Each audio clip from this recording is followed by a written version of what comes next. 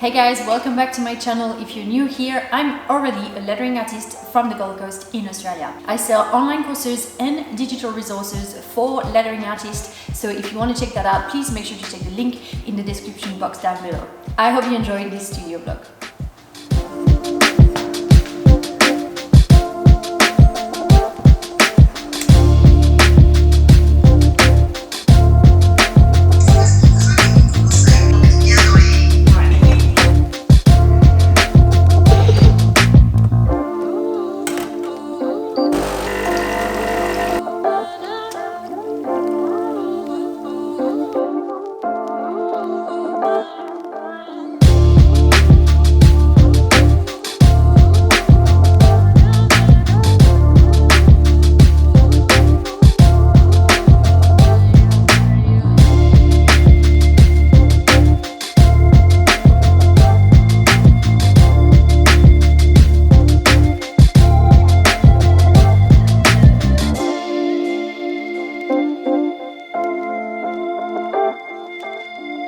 This is what it looks like from up close. So we've got a new carpet, a new table, a new sofa, some new pillowcases. I've also painted this lamp black because it was silver. Got a neon sign up, even covered the screws.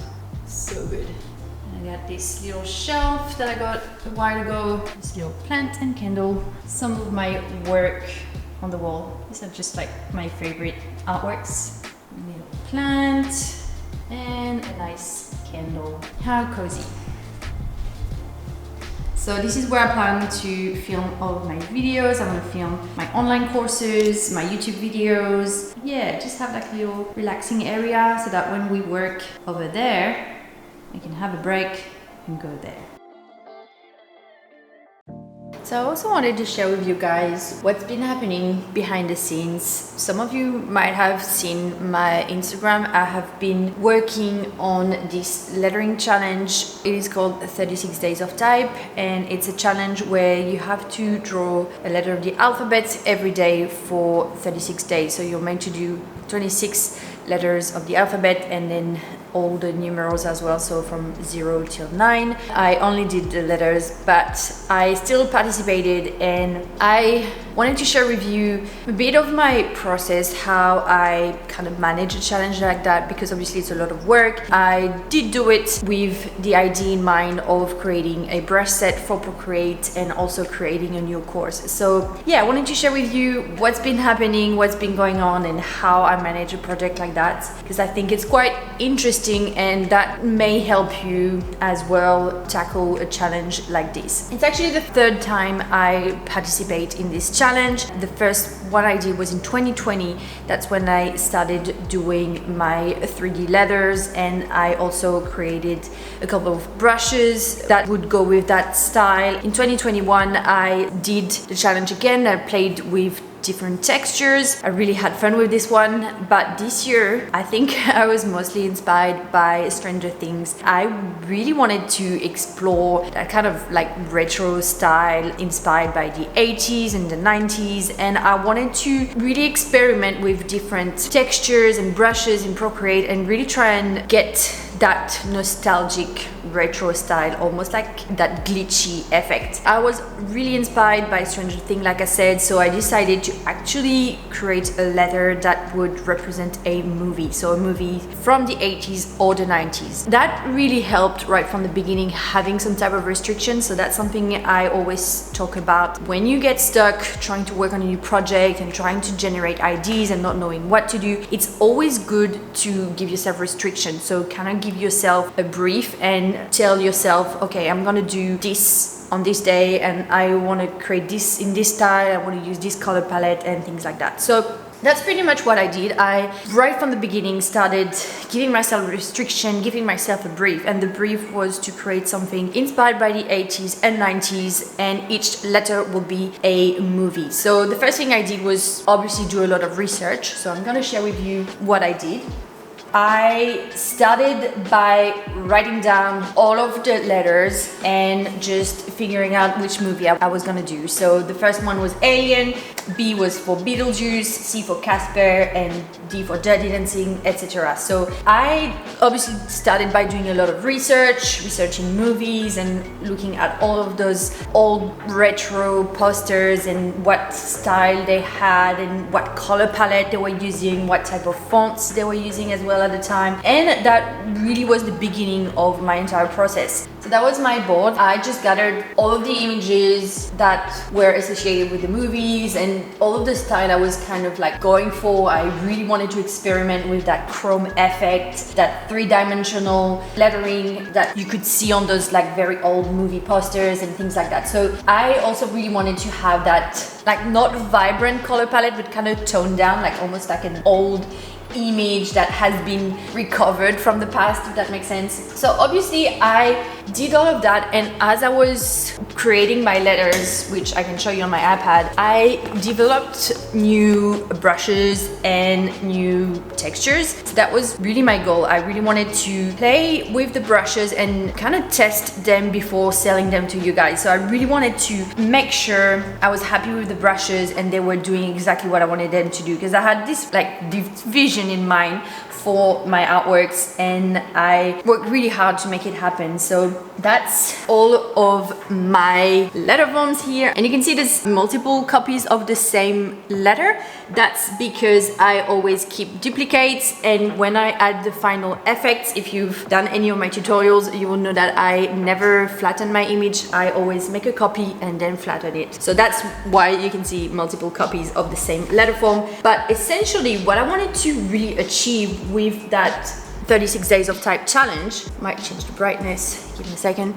that's better, is really get that kind of noise effect and have those like old borders, like old paper corner. I just worked really hard on my brushes for that. So you can see here, these are absolutely all of the brushes that I've used for the challenge, and you guys know it's called Nostalgia Lettering Toolkit. I have worked really hard to make sure I have all of the like drawing brushes, I have all of my grainy brushes and like blending brushes, I have my neon brushes as well, of course. I have this brush that creates like a paper effect. I've got all of my stamps for sparkles, light bulbs, a couple of extra logos that you can add here and there to make it look more real. So you get the VHS logo, which is really cool, and all of those like old stickers that are kind of like getting really old. So that would be perfect to recreate like a DVD cover or like an old VHS cover for a movie or something like that, which is cool. And then of course all of those like paper corners, which are all like real paper corners that I scanned myself, by the way. Some of them I created myself, so I kind of tried to make old paper, but some of them I actually went to marketplaces where they would sell like very old retro stuff, like old objects. So yeah, I did a lot of research.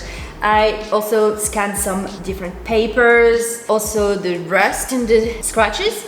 So the scratches, they're actually like real old rusty object that I found around the house or my sister's house as well. So yeah, and I really wanted to get that galaxy type of brush. I had tried to do it once, but it didn't work out really well. But this time I made it happen.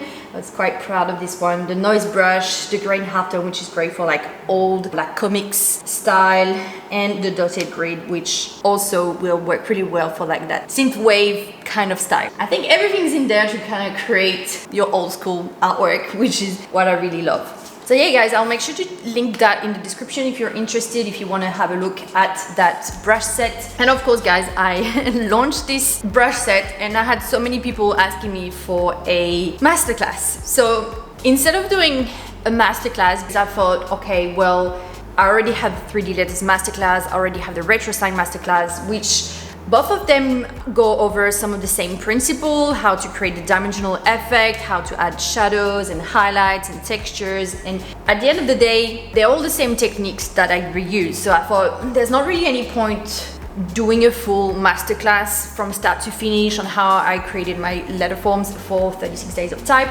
But I wanted instead to do a live tutorial. So that was something I had in mind as well for a while. I really wanted to be there to answer your question, guys, and that's what I did. I think people really enjoyed it. The thing is, I thought about recording everything via Zoom because that's the app we used for the live, but then the actual recording was blurry.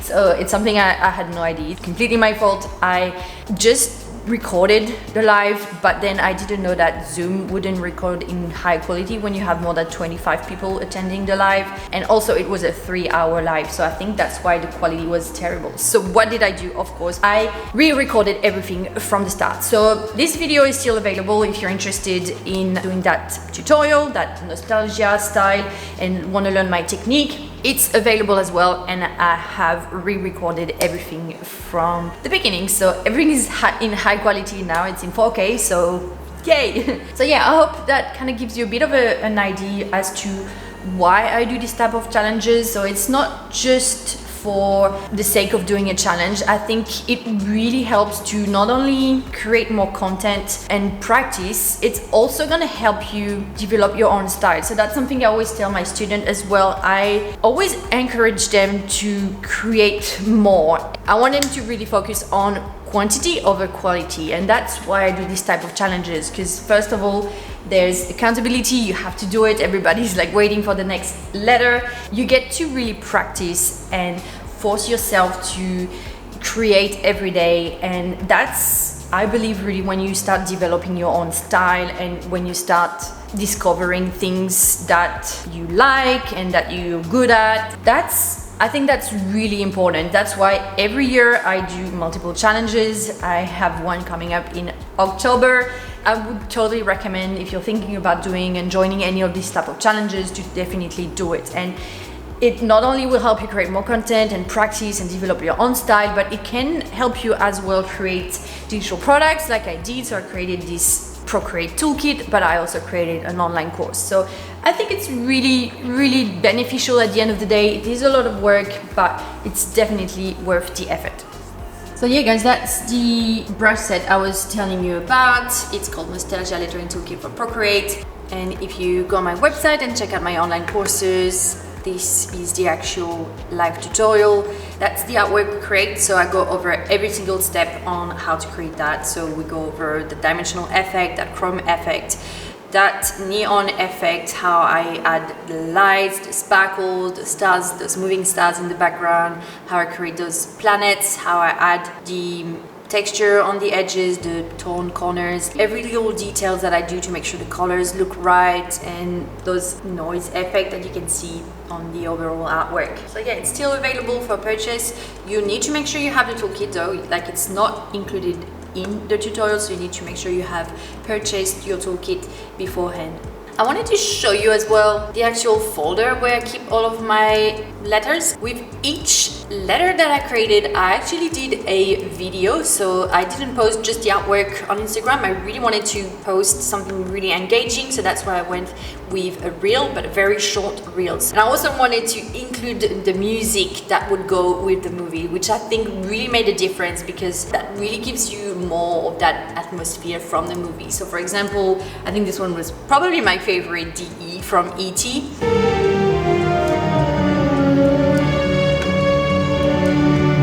I'll cut the music. So yeah, I decided to film myself doing it, just obviously include the best shots, the satisfying strokes, and add the music. So yeah, that's how I kind of organize all of my files. You can see I have everything in there, and these are all the actual final artworks.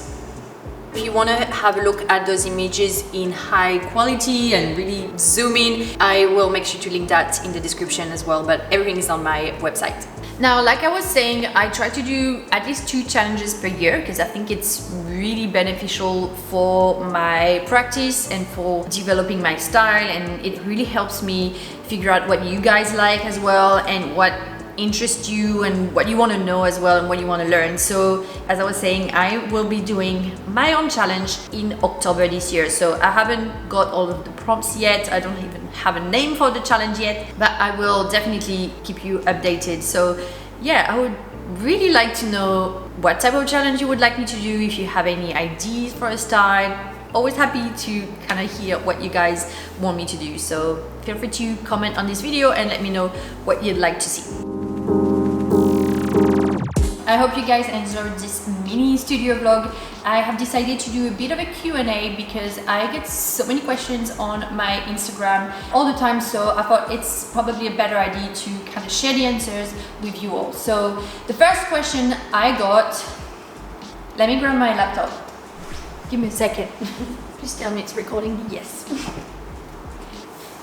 Okay, I'm so not organized. So the first question I got is, do you have a handful of best tips for Procreate? So I got this question a little while ago, and instead of just answering it to that one person, I thought, why not do a reel and kind of share my 5 top tips to draw letters in Procreate, because this is pretty much all I do with Procreate. I draw letters.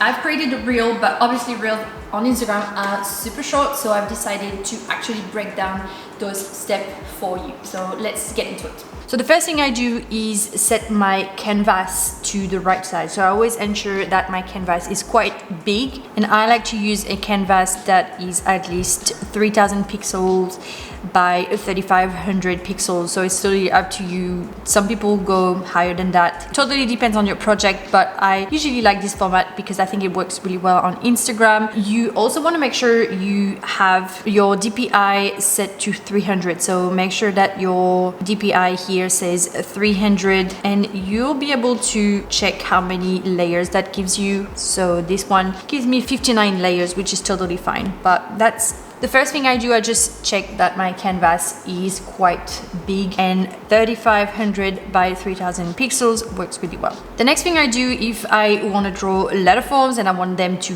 look really sharp, really crisp, almost like if it was a vector already, is to use a monoline brush. So you can go into the calligraphy brush set. It's like the default brush set in Procreate, and you can grab the monoline brush, but I also include it in most of my toolkit. If you check, for example, my latest toolkit, the Nostalgia Lettering Toolkit, you'll see that I have actually renamed it Vector Pen, and the thing I changed here was the stabilization amount. So obviously you're more than welcome to adjust the streamline and the stabilization to your needs. So depending on the artwork you're creating, you might change it. But if you're drawing letters and you want them to be super smooth, I would recommend moving that to 100%, and that should really help you get those smooth curves. So once I've done that, I've done my canvas, I've picked my brush and changed the streamlined amount to 100%, I'm ready to start drawing letter forms. So let's give that a go. I'm gonna try with this capital L. I like to just make sure, first of all, I'm happy with the size of my brush, something like that. And then what I like to do is just draw my shape and hold it. So if your curve is a little bit imperfect, if you just draw and hold the pencil, so you don't lift your pen off the canvas, it's just gonna create a perfect curve. And then you can move it wherever you want. And then once you lift the pen, you'll see it will show that edit shape option at the top. You can just click on it, and then you'll be able to kind of move the nodes of your arc and just position them wherever you need to. And I think that's really, really helpful to draw letter forms. The next thing I do, so the next tip that I gave was to actually draw your curves towards the outside. So what do I mean by that? I know there was a bit of confusion, but essentially if you're left-handed, what you want to do is draw your curve this way and not this way. So when you draw, you want to move your canvas around so that you're always drawing your curve towards the outside like that. So the shape is around this way. And the reason for that is that it allows you to really just move your wrist and your fingers. And if you do that, you'll have a lot more control than if you're trying to go like that. So if I'm trying to, let's say, draw this curve drawing this way, it's just a lot more difficult. Whereas if I turn my canvas and draw it that way, it's just a lot easier. Obviously, if you're right-handed, you would go the other way. You would go like that, but not like that. Okay, so just a personal preference, might not work for everyone, but I think it just makes your shape look a lot better. All right, the last tip, and it's my favorite, is to use the liquify tool. So let's say I've drawn this letter and there's a shape or a curve that I don't really like. I'm going to grab the liquify tool. So if you go into your adjustments, liquefied at the bottom, you want to make sure you're on that push button, and you can modify the size of your brush. And what it's going to do is just kind of push your shape where you want it to go. So let's make that a bit bigger, and you can see what it's doing. It's just moving your shape where you want it to go. And I think it's just super useful when you're kind of like working on fine-tuning those very last-minute details. And that's all I do, guys. That's usually what I do to draw letter forms. It obviously takes a lot of time, lots of fine-tuning, lots of back and forth. You can use your eraser to create sharp corners and the liquify tool to make some last-minute adjustments. But yeah, that's pretty much what I like to do to ensure that my letters look nice and sharp. So if you guys want to give that a go, I have supplied this template for you, so you can download it for free. I'll make sure to link that in the description box below. You can download this template and just practice drawing letter forms on top of that template and try and use the techniques I have given you. That's it. I hope that helps, guys. That works for me. And yeah, let me know if you use any other technique that I haven't used. I'd love to know. The second question I got is any tips or info on best settings when it comes to printing?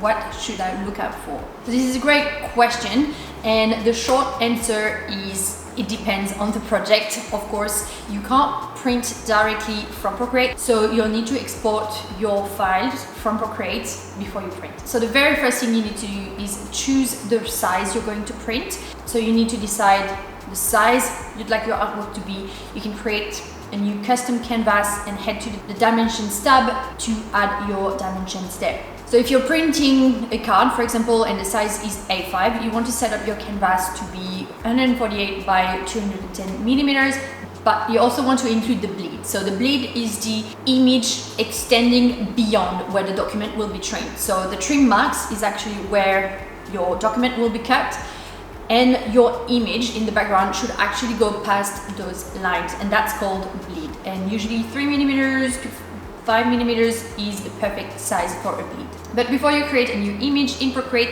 always make sure that you set your DPI, so your dots per inch, to at least 300.